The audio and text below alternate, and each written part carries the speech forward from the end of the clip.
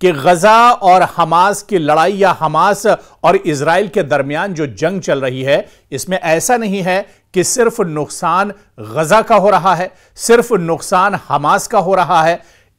और इसमें आपको बताते चलें कि बहुत बड़ा नुकसान इजराइल को भी उठाना पड़ रहा है। इसकी वजह भी हम आपको बताएंगे। हालिया जो हमला इजरायली फौजियों पर हुआ, इसमें कई फौजी हलाक हुए हैं। बल्कि यह कहा जा रहा है कि 7 अक्टूबर के बाद जो हमास ने हमला किया था, उसके बाद इजराइल पर एक और बड़ा हमला हुआ है। इस हमले के बारे में भी हम आपको जानकारी देंगे और कितने इजरायली फौजी इस हमले में मारे गए हैं, कितने फौजी जख्मी हुए हैं और इस हमले के बाद नेतन्याहू का रिएक्शन क्या कुछ है, नेतन्याहू इतने परेशान आखिर क्यों है, इस बारे में भी हम आपको बताएंगे। लेकिन सबसे बड़ी खबर यह कि सिक्के के दो पहलू हैं, सिक्के के दो रुख हैं और हमेशा जो बात होती है वो ये होती है कि गजा में इजराइल ने अटैक कर दिया, गजा में इजराइल ने एयर स्ट्राइक कर दिया, गजा में इजराइल ने ड्रोन से हमला कर दिया। यह तो सच है कि इजराइल लगातार गजा पर हमले कर रहा है। पिछले कुछ दिनों में गजा पर इजराइल ने अपने हमलों में तेजी लाई है। हजारों मासूम जो हैं वो गजा में एक तरह से मौत के घाट उतार दिए गए, जिनका कत्लेआम एक तरह से गजा में किया गया है। और सिर्फ बम और हथियारों से नहीं, बल्कि गजा की नाकाबंदी करके भी जो मासूम है उन्हें भूखे प्यासे एक तरह से मारा जा रहा है। उन तक जरूरत के सामान नहीं पहुंच रही है, बल्कि यहां तक कि जो दवाएं हैं वो भी गजा के अंदर नहीं पहुंच पा रही हैं।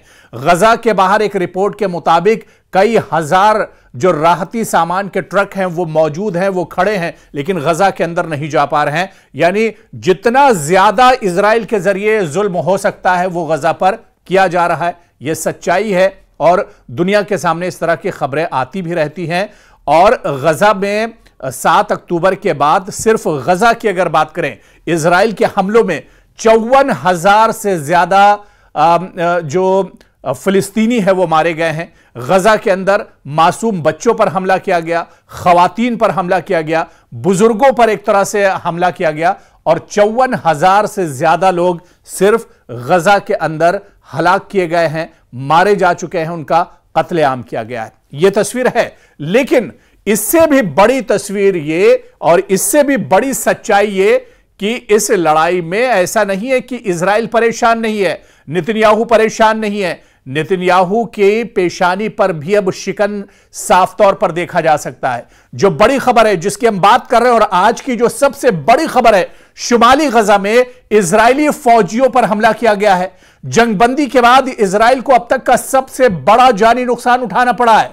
जी हां, जो पिछली जंगबंदी हुई थी हमास और इजराइल के दरमियान, उसमें अब तक का सबसे बड़ा जो जानी नुकसान है वो इजराइल को उठाना पड़ा है।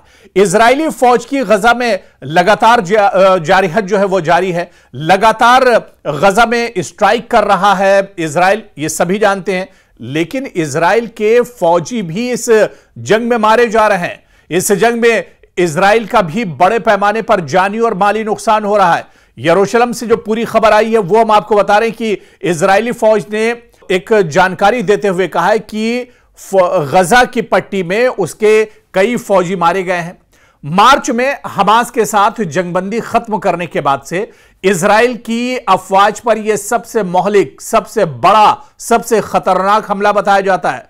फौज ने बताया कि कई फौजी मारे गए हैं और सबसे अहम बात यह है कि जो फौजी इजरायली मारे गए हैं इनकी उम्र 20 साल के आसपास बताई जाती है। यानी यंग फौजी हैं, बिल्कुल नौजवान ये लड़के हैं जो एक तरह से इजराइल की फौज में थे और इन्हें मारा गया है। आपको बताते चलें कि 1-2 दिन पहले ही शुमाली गजा में लड़ाई के दौरान ये फौजी मारे गए हैं और बाकायदा इजरायली मीडिया ने भी इसकी तस्दीक की है। इजरायली मीडिया ने बताया है कि वो जबालिया, जिसके बारे में आप जानते होंगे, जबालिया का इलाका जहां पर बहुत ज्यादा नुकसान एक तरह से गजा के अंदर पहुंचाया था इजराइल की फौज ने, ये वही जबालिया है। जबालिया के इलाके में एक धमाके में दरअसल ये फौजी मारे गए। आईडीएफ की इब्तिदाई तहकीकात के मुताबिक कई फौजी जो हैं वो जबालिया में फायर इंजन की हिफाजत कर रहे थे। यह फायर इंजन दरअसल इजराइल का था और बहुत इंपॉर्टेंट होता है जब जंग होती है उस दौरान।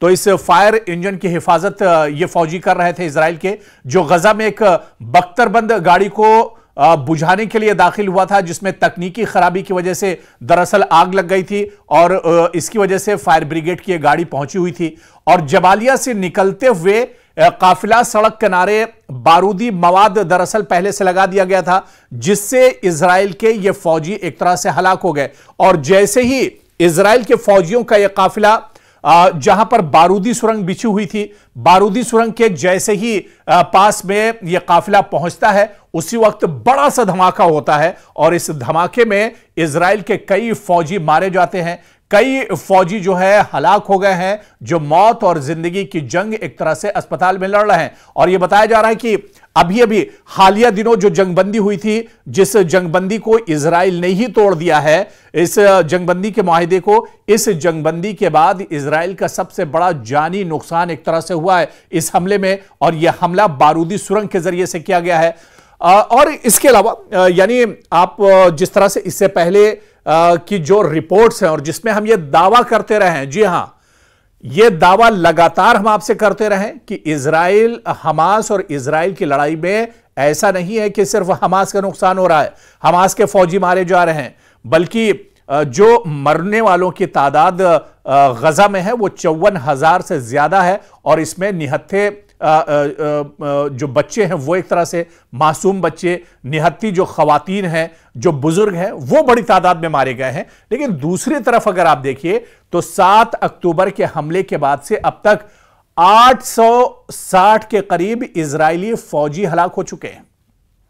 यह चौंकाने वाली रिपोर्ट आपके लिए हो सकती है, क्योंकि दुनिया यह समझती है कि इजराइल के फौजियों का नुकसान नहीं हो रहा है, लेकिन आज हम आपको बता दें कि अब 600 दिन इस लड़ाई को अब तक हो चुके हैं, इस जंग को अब तक हो चुके हैं हमास और इजराइल के दरमियान। और इन 600 दिनों में आपको हम बताते चले कि 7 अक्टूबर के हमले के बाद से अब तक 860 के करीब इजरायली फौजी मारे जा चुके हैं। जी हां, जो तादाद है वो बहुत ज्यादा है इजराइल के, क्योंकि फौजी, इजराइल खुद कहता है कि वहां पर जो सैनिक होते हैं, जो फौजी होते हैं, उनकी ट्रेनिंग पर लाखों करोड़ों रुपए खर्च किए जाते हैं। इजराइल का एक एक सैनिक जो है, एक एक जो फौजी है, वो बहुत कीमती होता है। और ऐसे में इस लड़ाई में तकरीबन 800 और 900 के करीब जो इजरायली फौजी मारे गए हैं, यानी इजराइल का बहुत बड़ा नुकसान है, जिनमें गजा के अंदर सिर्फ लड़ाई के दौरान 400 से ज्यादा फौजी मारे गए हैं। यानी 860 फौजी इजरायली अब तक मारे जा चुके हैं,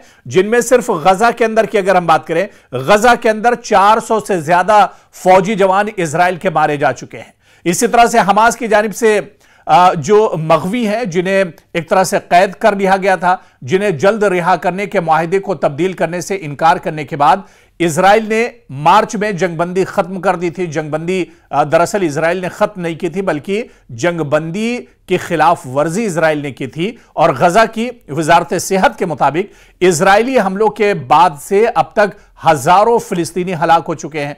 हमास के जेर क़यादत मुसल्लह जंगजुओं ने 7 अक्टूबर 2023 को इजराइल पर हमले में तकरीबन 1200 अफराद को हलाक कर दिया था और 251 अफराद को यरगमाल बना लिया था। उन्हें अपने साथ वो यरगमाल बनाकर ले गए थे और अब भी 58 इजरायली यरगमालियों को अपने पास हमास रखे हुआ है, जिनमें से 1/3 से ज्यादा जिंदा होने के बारे में ख्याल किया जाता है, जबकि बाकी में बेशतर को जंगबंदी के मुआहिदों या दीगर मुआहिदों में रिहा कर दिया गया है।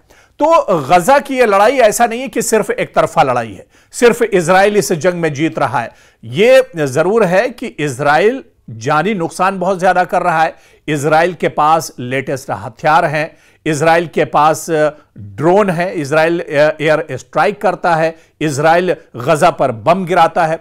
तो जिस तरह से देखा जाए हथियार और गोला बारूद में इजराइल बहुत मजबूत है, फौजी ताकत इजराइल की बहुत ज्यादा है, लेकिन ऐसा नहीं है कि इस मजबूत फौजी ताकत के बावजूद इजराइल का नुकसान नहीं हो रहा है। इजराइल का बहुत ज्यादा नुकसान हो रहा है। और इससे पहले की रिपोर्ट में भी हमने आपको बताया है, चाहे बिन गोरियन एयरबेस की बात करें, चाहे सराया अल कुद्स की बात करें, चाहे दूसरे जो हमास के लड़ाका जो विंग है वो लगातार नुकसान पहुंचा रहे हैं। और सबसे ज्यादा जो नुकसान अभी तक की लड़ाई में इजराइल का किया है वो यमन के हूसियों ने किया है। जी हां, यमन के जो लड़ाका हैं, जो जंगजू हैं, वो लगातार कहीं ना कहीं नुकसान इजराइल को पहुंचा रहे हैं और अब तो बात इतनी ज्यादा मशरिक़ वुस्ता में आगे बढ़ चुकी है मिडिल ईस्ट में, जहां पर ईरान भी एक तरह से ताल ठोक रहा है और ईरान भी कह रहा है कि अब वो जंग के लिए पूरे तौर से तैयार है। यानी अगर कोई नापाक हरकत इजराइल की तरफ से ईरान के बारे में सोचता भी है इजराइल, तो ईरान भी हमले के लिए पूरे तौर से तैयार है। और यही वजह है जिस तरह से हालिया दिनों हमने देखा कि जब एक तरह से सालसी की थी अमेरिका ने कि एक बार फिर मशरिक़ वुस्ता में जंगबंदी होनी चाहिए, गजा में अब जंग का दौर खत्म होना चाहिए, तो इजराइल पहले तैयार हो गया था। इजराइल फौरन तैयार था कि हां जंगबंदी हो जानी चाहिए, लेकिन हमास ने इस मसवदे को, ये जो एक सालसी की राय रखी गई थी, इस पर एक तरह से हमास तैयार नहीं हुआ और हमास ने कहा कि इस तरह के हालात में जंगबंदी वो नहीं चाहता है, बल्कि अब आर पार की लड़ाई होगी। और इस तरह से नेतन्याहू की एक बार फिर से जो मुश्किलें हैं वो एक तरह से बढ़ गई हैं, क्योंकि पूरी दुनिया से अब इजराइल पर दबाव बन रहा है। इस बीच खबर यह भी आई थी कि नेतन्याहू बहुत ज्यादा बीमार हैं, हॉस्पिटलाइज उन्हें किया गया है और उनकी जिम्मेदारियां जो हैं वो उनके जो डिप्टी हैं वो एक तरह से अंजाम दे रहे हैं। और अब शुमाली गजा में जो हमला हुआ है इजरायली फौजियों पर, तो जंगबंदी के बाद सबसे बड़ा जानी नुकसान इजराइल के लिए बताया जाता है। यानी इजराइल अब पूरे तौर से गजा की इस लड़ाई में फंसता हुआ नजर आ रहा है।